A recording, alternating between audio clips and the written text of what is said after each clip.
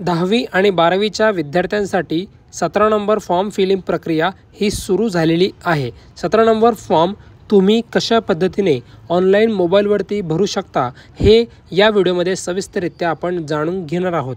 त्या अगोदर 17 number form भरण्यासाठी तुम्हाला लागणारे डॉक्युमेंट्स 10वीसाठी आधार कार्ड, तुमचं LC म्हणजेच की लिव्हिंग सर्टिफिकेट, तुमच्याकडे ओरिजिनल लिव्हिंग सर्टिफिकेट नसेल तर तुम्हाला ॲफिडेविट हे जोडावं लागणार आहे।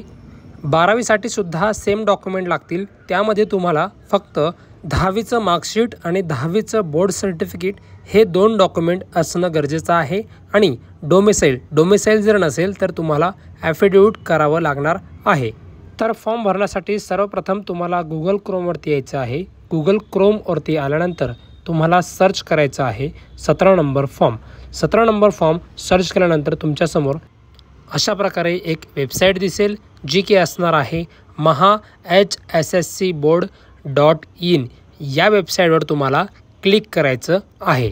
पुढे तुम्हाला अशा प्रकारचं एक डॅशबोर्ड दिसेल, जे की असणार आहे स्टुडंट लॉग इन। तर तुम्हाला स्क्रोल करायचं आहे खाली, तुम्हाला रिझल्ट HSC इन्स्पायर, त्यानंतर खाली 17 नंबर फॉर्म HSC आणि 17 नंबर फॉर्म SSC असा ऑप्शन दिसेल, त्यावरती तुम्हाला क्लिक करायचं आहे। क्लिक केल्यानंतर तुमच्यासमोर परत अशा प्रकारे 17 नंबर फॉर्म SSC आणि 17 नंबर फॉर्म HSC असे 2 ऑप्शन येतील। तर आपण 17 नंबर फॉर्म HSCसाठी म्हणजेच की 12वीसाठी फिलअप करणार आहोत, तर तुम्हाला दुसऱ्या ऑप्शनवरती क्लिक करायचं आहे।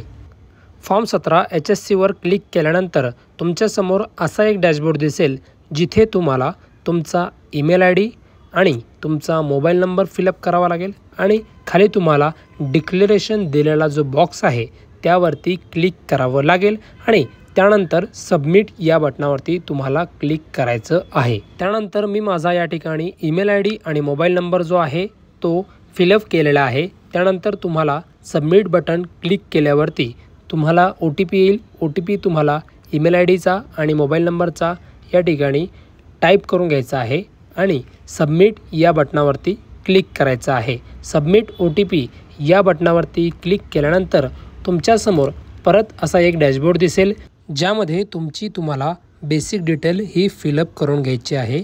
जसं की तुमचं आडनाव, त्यानंतर तुमचं पहिलं नाव आणि तुमचं मिडल नेम तुम्हाला या ठिकाणी टाईप करून घ्यायचं आहे।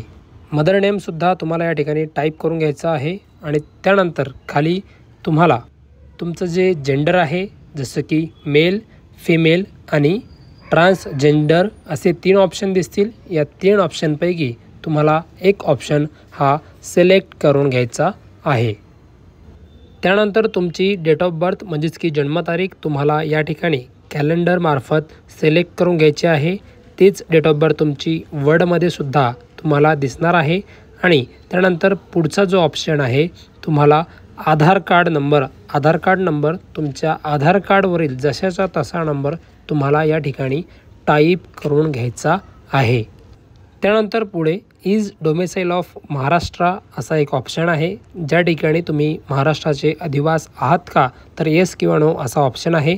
तुम्हाला या ठिकाणी येस सिलेक्ट करून घ्यायचा आहे। त्यानंतर खाली तुम्हाला तुमचा संपूर्ण ॲड्रेस जो आहे तो फिलअप करून घ्यायचा आहे आणि खाली तुम्हाला मीडियम असा एक ऑप्शन दिसेल, ज्यामध्ये तुम्हाला लँग्वेजेस दिसतील। तुम्हाला त्या ठिकाणी इंग्लिश लँग्वेज हे तुम्ही सिलेक्ट करू शकता किंवा तुमचा जो प्रेफरन्स असेल ती लँग्वेज तुम्ही सिलेक्ट करू शकता। त्यानंतर तुम्हाला या ठिकाणी स्ट्रीमचा एक ऑप्शन दिसेल, ज्यामध्ये की मी सायन्स या स्ट्रीमसाठी ॲडमिशन घेणार आहे, म्हणून सायन्स या ऑप्शनवरती मी क्लिक करतो आणि त्यानंतर पुढे प्रेफरेड कॉलेज असा एक ऑप्शन आहे, ज्यावर तुम्हाला क्लिक करावं लागेल। तुमच्या एरियामध्ये जे कॉलेजेस आहेत ते तुम्हाला या ठिकाणी शो होतील। तर या ठिकाणी 2 कॉलेज या ठिकाणी शो होत आहे, तर मी दुसऱ्या क्रमांकाचे जे कॉलेज आहे ते सिलेक्ट करतो, कारण मला त्याच कॉलेजमध्ये ॲडमिशन जे आहे ते घ्यायचं आहे। त्यानंतर महत्त्वाचं म्हणजे तुम्हाला ही सर्व माहिती भरून झाल्यानंतर तुम्हाला साईडला फोटो अपलोड असा ऑप्शन दिसेल आणि त्याच ठिकाणी तुम्हाला सिग्नेचर अपलोडचा सुद्धा एक ऑप्शन दिसणार आहे। तर तुम्हाला या ठिकाणी अगोदर फोटो हा अपलोड करून घ्यायचा आहे. तर मी या ठिकाणी फोटो अपलोड करतो. गॅलरीत आल्यानंतर आपल्या गॅलरीतील फोटो हा तुम्हाला या ठिकाणी अपलोड करायचा आहे. त्यानंतर तुम्हाला सिग्नेचर अशा पद्धतीने अपलोड करून घ्यायची आहे. हे सर्व अपलोड झाल्यानंतर तुम्हाला खाली यायचं आहे. खाली आल्यानंतर तुम्हाला या ठिकाणी तुम्ही हे कॉलेज सिलेक्ट केलेलं आहे याचं तुम्हाला कन्फर्मेशन या ठिकाणी द्यायचं आहे. म्हणजेच की त्या ठिकाणी तुम्हाला टिक हे करायचं आहे. त्यानंतर तुम्हाला खाली कॅन्डिडेट स्कूल डिटेल असा एक ऑप्शन दिसेल. त्या ऑप्शनवरती आल्यानंतर तुम्हाला month of passing SSC exam म्हणजेच की तुम्ही कोणत्या मंथमध्ये SSC एक्झाम पास झालात ते तुम्हाला त्या ठिकाणी सिलेक्ट करायचं आहे. त्यानंतर तुम्ही year of passing SSC exam म्हणजेच की तुम्ही कोणत्या वर्षी पास झाला आणि नेम ऑफ एक्झामिनेशन बोर्ड आणि त्यानंतर name of last attendance school. त्यानंतर तुम्हाला या ठिकाणी district of last attendance school, taluka of last attendance school आणि village of last attendance school हे तुम्हाला टाईप करून घ्यावं लागणार आहे. आणि date of leaving last attendance school हे तुम्हाला कॅलेंडरच्या मार्फत सिलेक्ट करून घ्यावं लागणार आहे.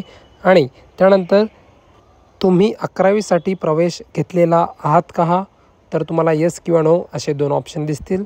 त्या 2 ऑप्शनपैकी एक ऑप्शन तुम्हाला सिलेक्ट करायचा आहे. आणि त्यानंतर खाली तुम्हाला अदर डिटेल असा एक ऑप्शन दिसेल. त्यावरती तुम्हाला क्लिक करायचं आहे. त्यावरती क्लिक केल्यानंतर तुम्हाला या ठिकाणी दिसेल की तुम्हाला कधी डिबार्ड केलेलं आहे का, येस किंवा नो असे 2 ऑप्शन आहे. तर तुम्हाला या ठिकाणी नो करायचं आहे.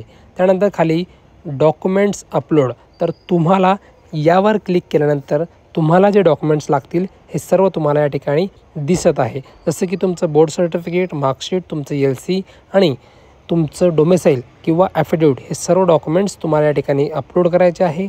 अपलोड केल्यानंतर हा जो फॉर्म आहे हा फॉर्म तुम्हाला सेव्ह करायचा आहे. सेव्ह केल्यानंतर हा फॉर्म तुम्हाला सबमिट करायचा आहे. आणि सबमिट झाल्यानंतर तुम्हाला पेमेंट करायचं आहे. पेमेंट झाल्यानंतर तुम्हाला पेमेंटची पावती काढायची आहे आणि फॉर्मची प्रिंट घ्यायची आहे.